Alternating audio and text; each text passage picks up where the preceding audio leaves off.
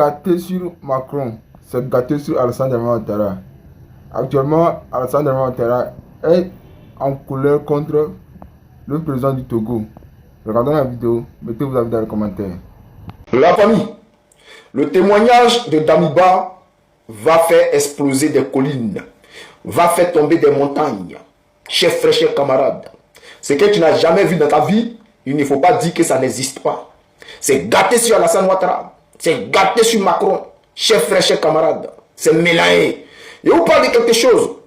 Vous savez, aujourd'hui, les gens sont en train de pleurer de partout.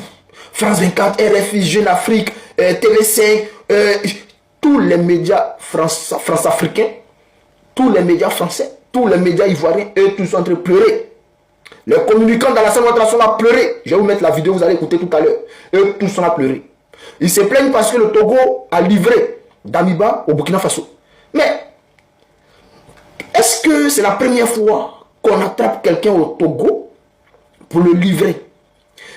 Mais, vous vous souvenez ici du ministre Lida Kwasi, qui a été livré à Alassane Ouattara par le gouvernement togolais.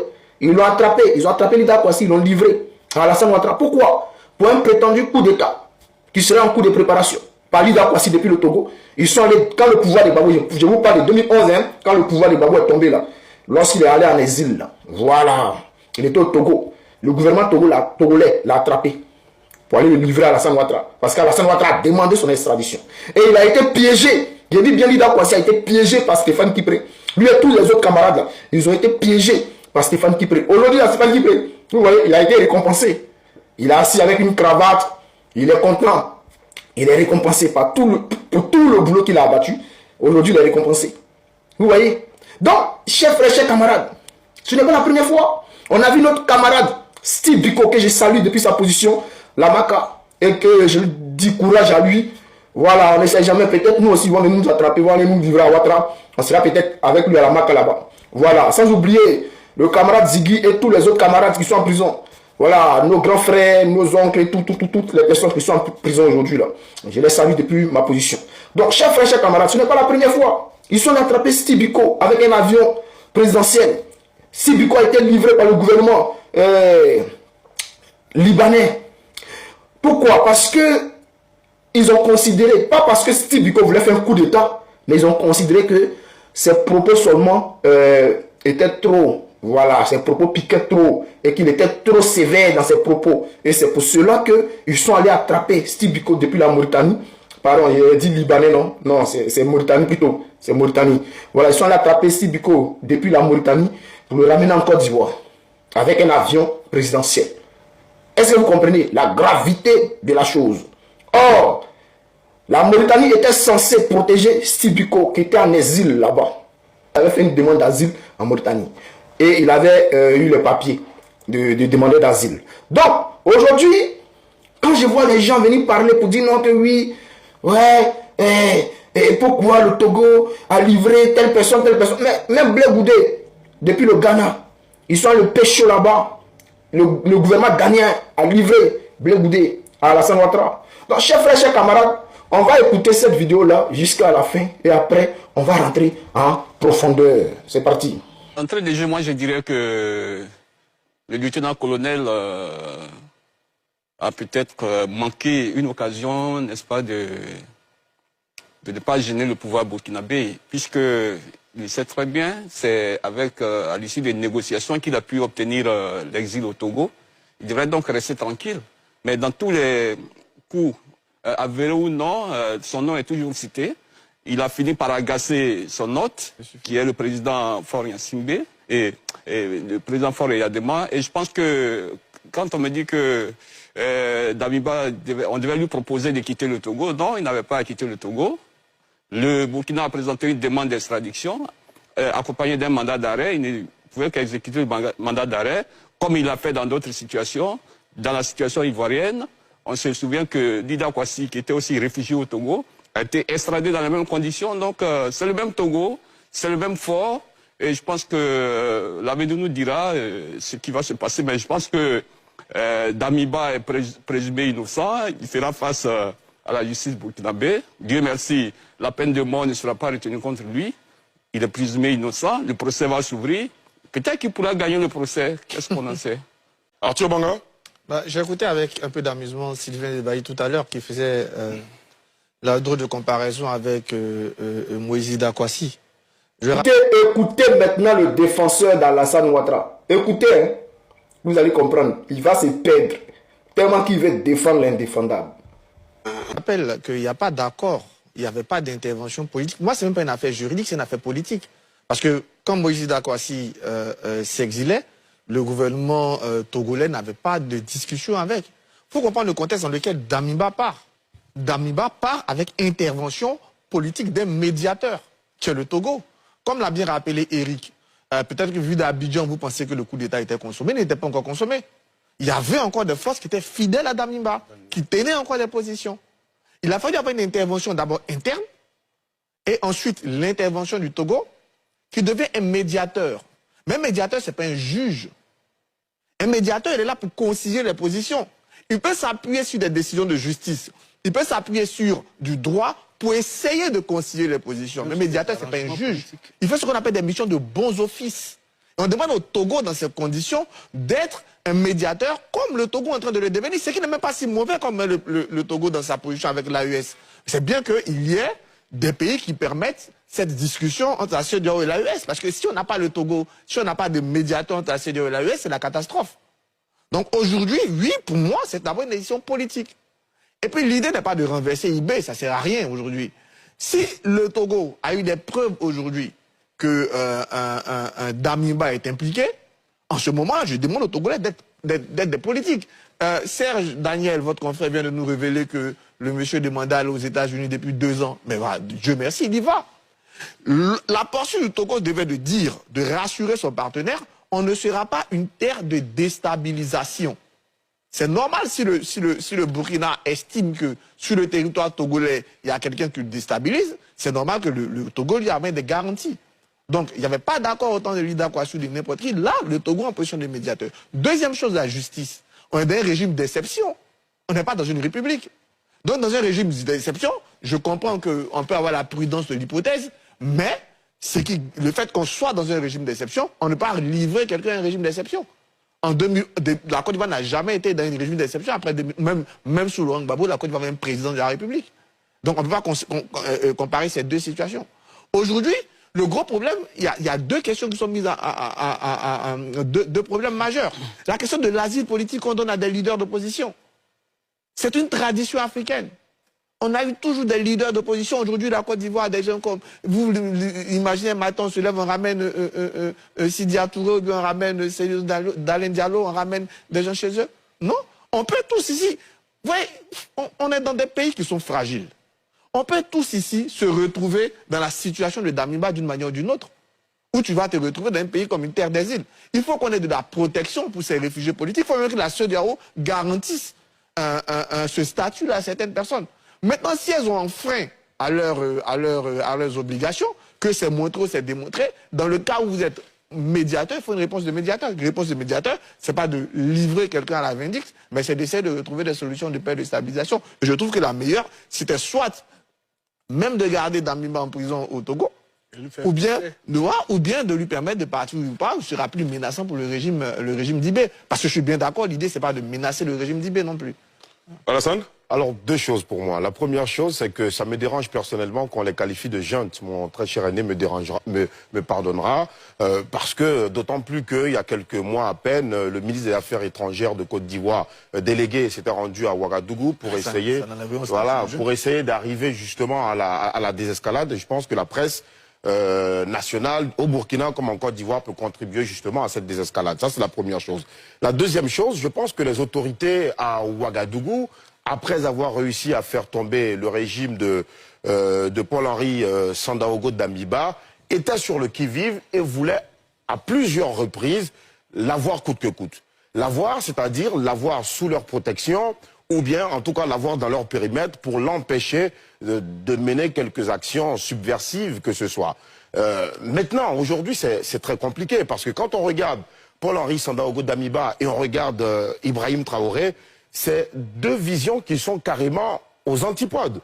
Paul-Henri Sandaogo Dabiba, il l'a dit à plusieurs reprises, il est contre le fait que dans la sous-région ouest-africaine, certains États quittent la CEDEAO et se réunissent pour créer donc de nouveaux cercles d'influence. Il est contre ça. Il a même dit clairement dans une interview qu'il ne voudrait pas que nos pays se retrouvent comme en 1884 à Berlin. Il n'en veut pas. Il est contre la politique de la lutte militaro-centrée contre le terrorisme et il propose d'autres approches. Il a dit à plusieurs reprises, il a dit qu'il fallait, on a essayé d'amener une autre vision dans la lutte contre le terrorisme qui est que c'est pas seulement par les armes qu'on pouvait le faire, puisqu'il se trouve au Burkina, je répète ces mots, des cousins, des frères qui eux-mêmes, au sein d'une même famille, se retrouvent chez l'ennemi. Donc je pense que un homme qui a une telle vision, d'ailleurs, pour finir, c'était un homme de rassemblement. Il apprenait la réconciliation et il a même fait venir l'ancien président Blaise Compaoré à Ouagadougou pour tenter d'amener cette réconciliation. Ça n'a pas pu se faire. Et ce sont toutes ces conditions-là qui ont fait tomber le président Paul-Henri Sandaogo Dabiba. Et quand on regarde, après lui, ceux qui arrivent au pouvoir, qui sont des panafricanistes convaincus, achevés, qui roulent, mais vraiment à l'antipode de tout ce que lui il a eu comme manière de fonctionner et comme vision, je pense qu'à un moment donné, ils se sont dit clairement qu'ils représentent toujours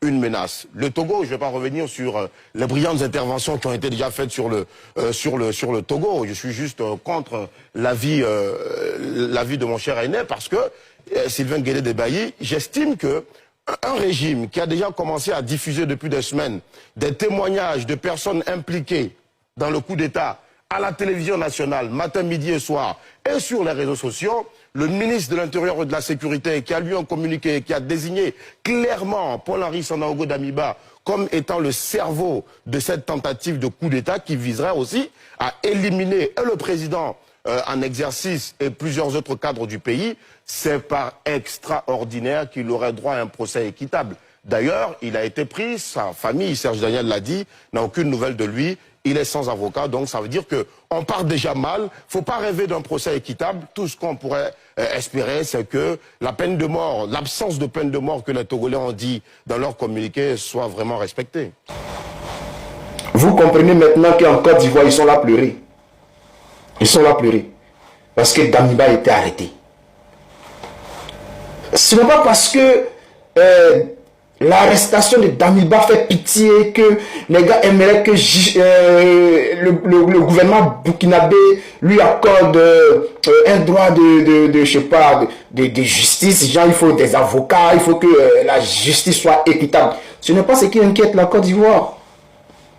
C'est le témoignage que Damiba il est en train de pondre aujourd'hui. C'est ce qui inquiète la Côte d'Ivoire et la France de Macron. C'est ce qui est la vérité. Les gens veulent vous distraire, mais la réalité, la vérité est là. La vérité est que eux aussi sont complices dans la déstabilisation du Burkina Faso. Ouattara est complice. C'est ce qui fatigue les Ivoiriens à défendre Damiba. Sinon là, c'est la même situation. Aujourd'hui, s'ils avaient la possibilité d'attraper Soro, mais il y a longtemps ils ont attrapé Soro, de la manière qu'ils ont attrapé plusieurs camarades et ils ont jeté ces camarades en prison.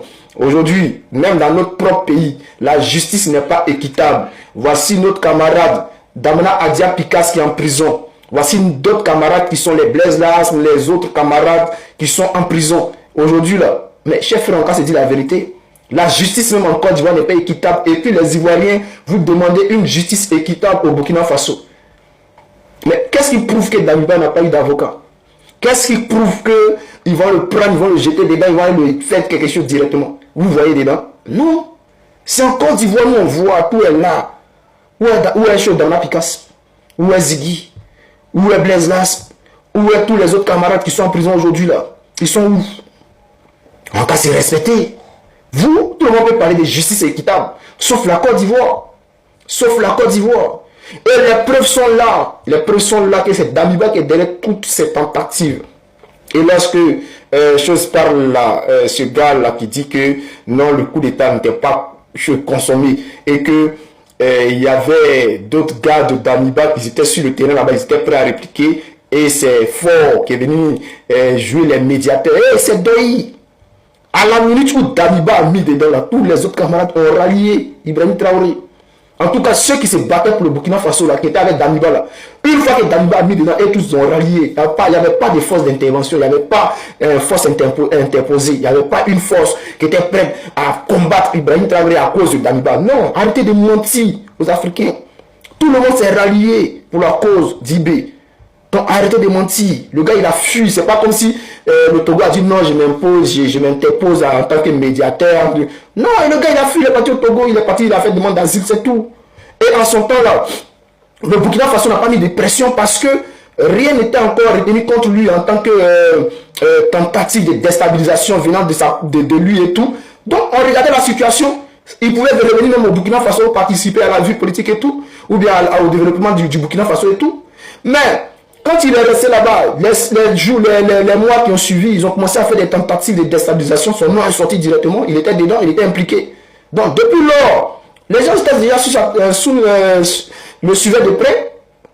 Il y a longtemps que le Burkina Faso demande